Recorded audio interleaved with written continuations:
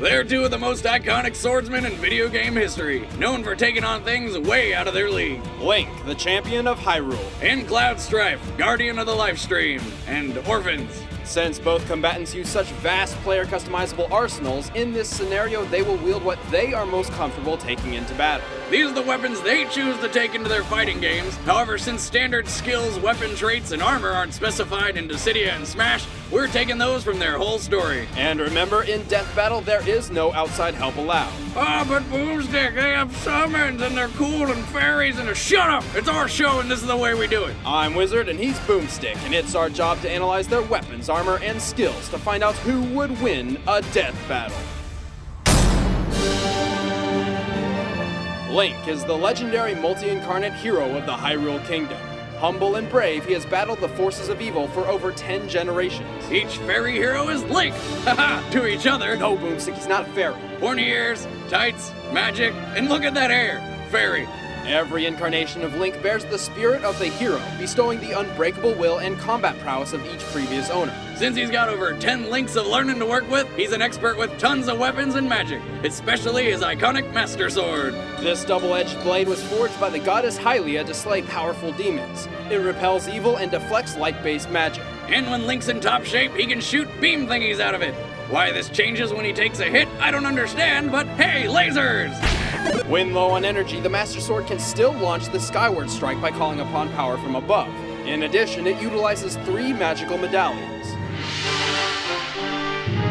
However, the Master Sword is far from Link's only weapon. He's got some deep pockets. He somehow carries around a boomerang and tons of bombs, along with a hookshot which lets him zipline his way around and bring things to him. Man, that really would have helped to get that last beer all those times on the couch. Probably still be married. Doubt it. Link is an excellent archer and uses the hero's bow in conjunction with several different arrow types. However, much of Link's arsenal is more suited to exploration than combat. Which is why he hides behind several layers of defense, like the red ring, which reduces injury by 75%. The golden gauntlets brace his arms against intense pressure, though do not increase striking power. He also carries 3 different pairs of boots. 3, huh? Told you he's a fairy. The iron boots weigh 130 pounds, the hover boots float in midair, and the Pegasus boots with attached Rock's Feather increase Link's speed and agility to superhuman levels. But his best defense is the Hylian shield. Originally crafted by the Thunder Dragon Lanayru, the Hylian shield is completely indestructible. Link also has a little help from the goddesses via the Triforce of Courage. This tiny golden triangle embodies his ability to beat overwhelming odds. He is a puzzle solver, analyzing and exploiting his opponent's weaknesses even when there is only one possible means of winning. But while Link has the necessary tools to take on any opponent, his over-reliance on inventory over pure skill leaves him vulnerable. Still, anyone who can fight a guy 3 times his size while wielding a sword twice as large as he is a badass in my book. With so many weapons and skills, there are few who could stand a chance against the hero of Hyrule. Plus, if he dies, we can always just clap and bring him back to life. He's not a fairy!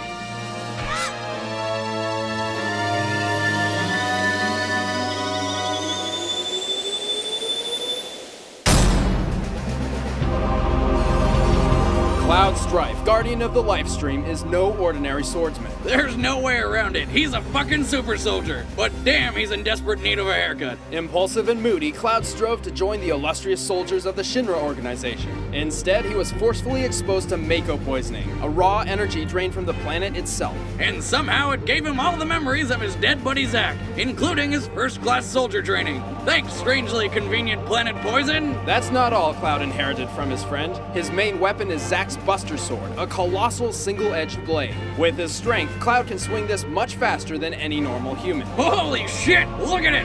That's a man's sword right there. The Buster Sword contains 2 slots for materia, condensed Mako that grants magical abilities. However, since their creation damages the planet, Cloud has limited his materia use. He typically carries the Firaga materia, which shoots fire at things. And in the last slot, we're giving Cloud his most iconic materia, Thundaga. This materia can shoot electricity and summon lightning bolts. Cloud has an encyclopedia's worth of anger issues, which actually works to his advantage. He can channel his rage into extremely powerful limit break attacks. These emo-charged limit breaks range from paralyzing foes with cross-slash to launching meteors from his sword. But his deadliest is the Omni-Slash, a move so fast and powerful it practically guarantees victory. As he doesn't carry any other materia, Cloud obviously wears Zedric armor. While this magical band has 0 materia slots, it grants the wearer an extraordinary amount of defense, and halves damage received from elemental, magical, and physical effects. Also, Cloud wears a ribbon, which makes him immune to all status effects like burns and stuns. Well, I guess that makes it worth wearing a friggin' chick accessory.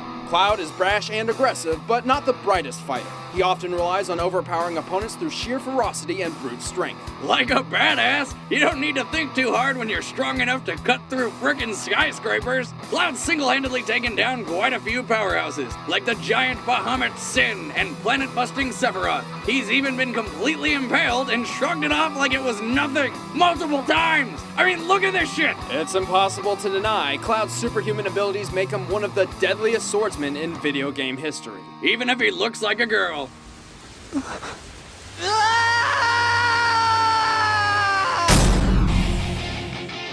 Fight!